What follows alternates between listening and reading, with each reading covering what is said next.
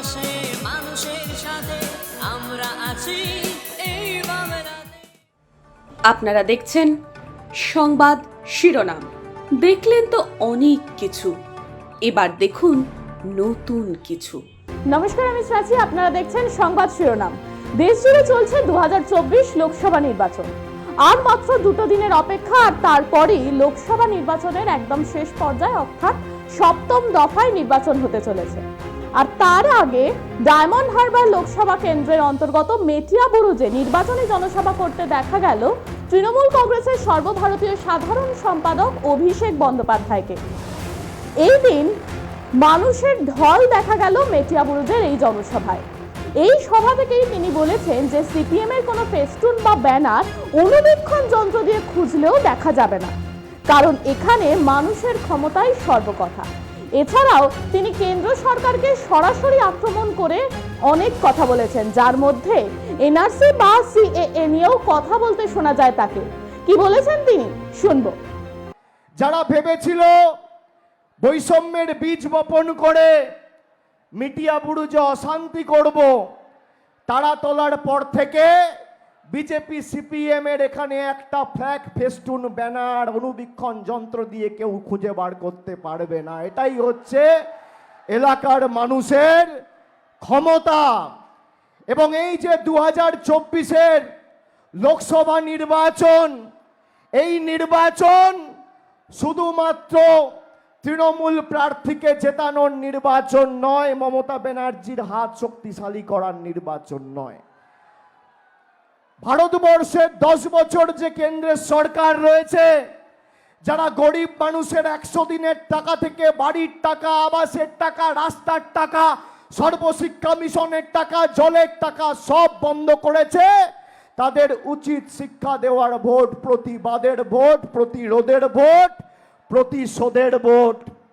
যারা CA NRC করে ভারতবর্ষের একটা সাম্প্রদায়িক বিভাজন করে বিচ্ছিন্নতাবাদীর রাজনীতি করে বাংলার মানুষকে বিভেদমূলক রাজনীতি করে বাংলার মানুষকে প্রতারিত করতে চেয়েছে, তাদের উচিত শিক্ষা দেওয়ার নির্বাচন। 2019 সালে যখন সিএ এনআরসি হয়েছিল, তখন আপনারা অনেকে ভেবেছিলেন এরপর কি হবে। আমি বলেছিলাম চিন্তা করবেন না, তার কারণ কেন্দ্রে মোদী সরকার আছে, কিন্তু এই বাংলায় আমাদের তৃণমূল এবং মমতা বন্দ্যোপাধ্যায়ের সরকার রয়েছে। যতদিন আমরা আছি, আমরা বৈষম্যের রাজনীতি করতে দেব না।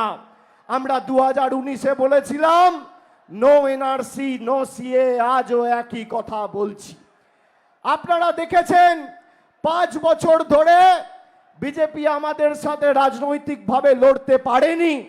কখনো ইডি, কখনো সিবিআই, কখনো এনআইএ তৃণমূল কংগ্রেসের কর্মী সমর্থকদের চমকানো ধমকানোর চেষ্টা করেছে।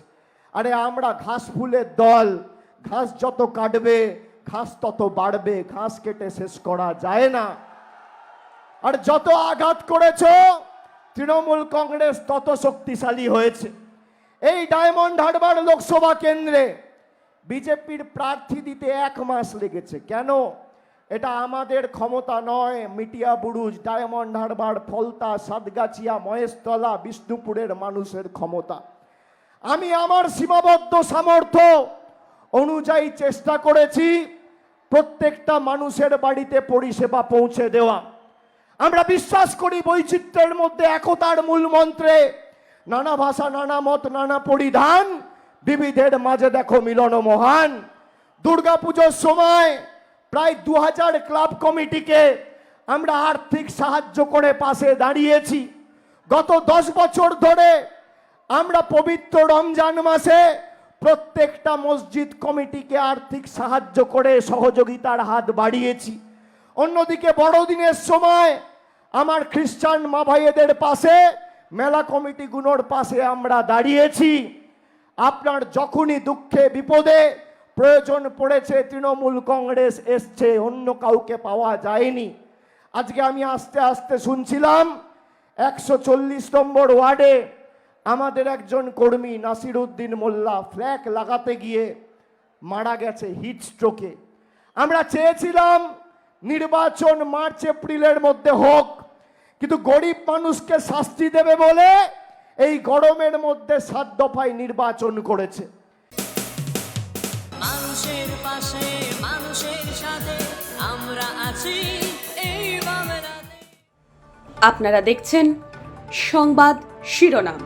দেখলেন তো অনেক কিছু, এবার দেখুন নতুন কিছু।